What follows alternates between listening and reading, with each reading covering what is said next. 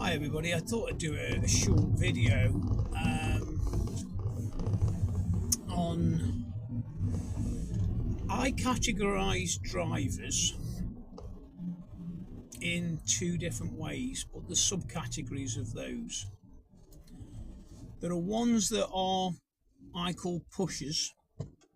There's a bell curve to this, so there's a small minority of extreme version of pushers, and then as the bell curve increases, so it gets to 50%, the silent majority in the middle of that bell curve that decreases. So pushers are ones that are the vehicles or drivers, you'd say. It's not the vehicle that's making the decision, it's the driver.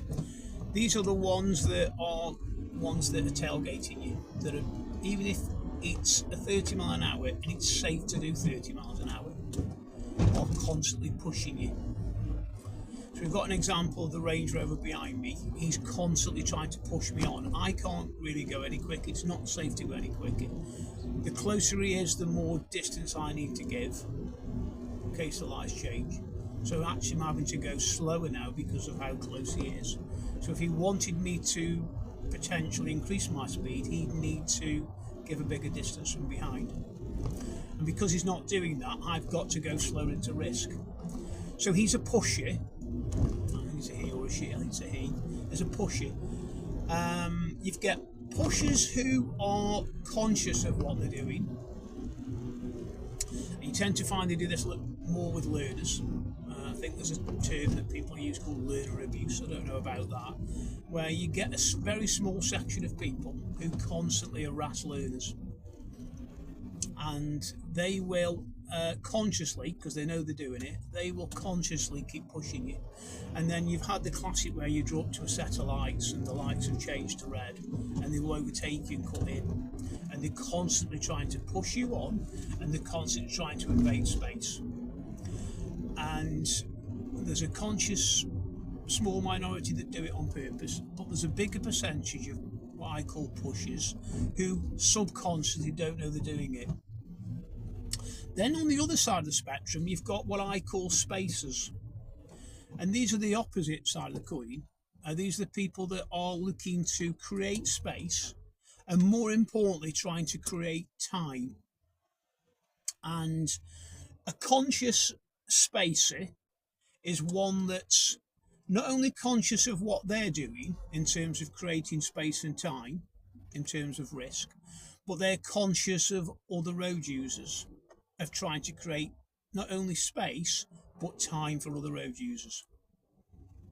The subconscious spacer are ones that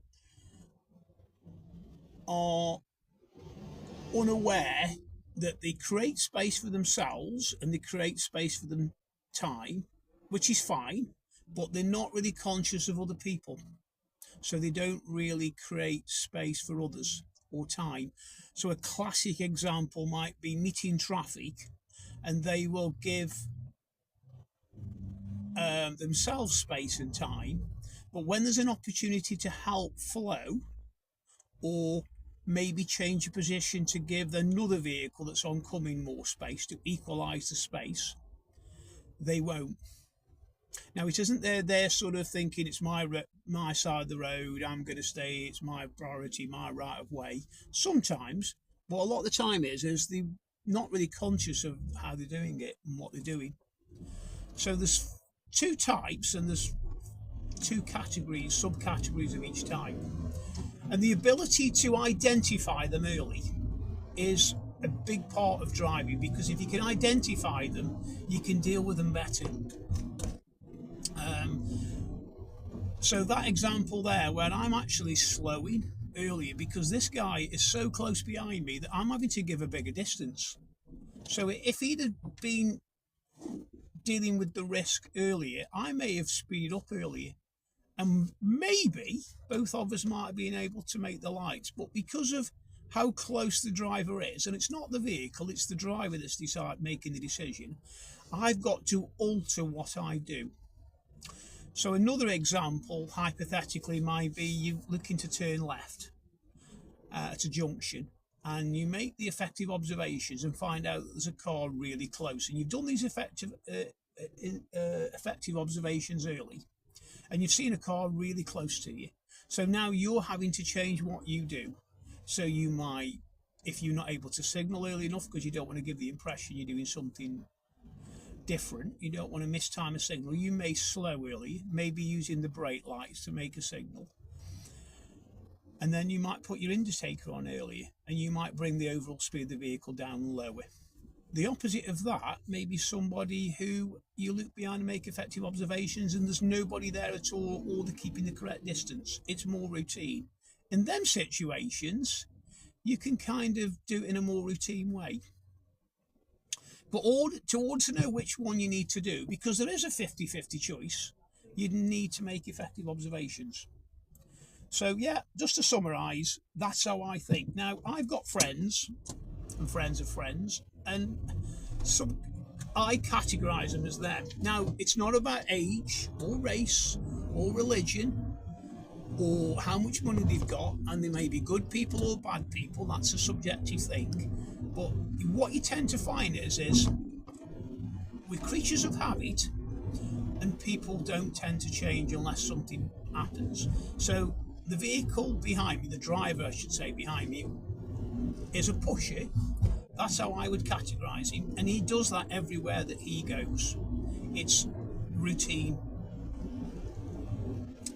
So I hope that helps. So pushers and spacers, and if you're not sure which they are, then I call them maybeers. So that's a sort of halfway house. Until you've sort of made a conscious decision of what you think they are, you could categorise them as maybeers. So all in the last, during this entire video, this vehicle, as you can see, even though I'm entering risk, look at this, he's pushing me all the time. So I've got a filter lane for a vehicle that's probably delayed it, the Discovery, and then you've got the Tesco home delivery vehicle. So that gap is narrowing, which means I need to bring my speed down. The Range Rover is getting closer. So that's an example behind of somebody who is a pusher.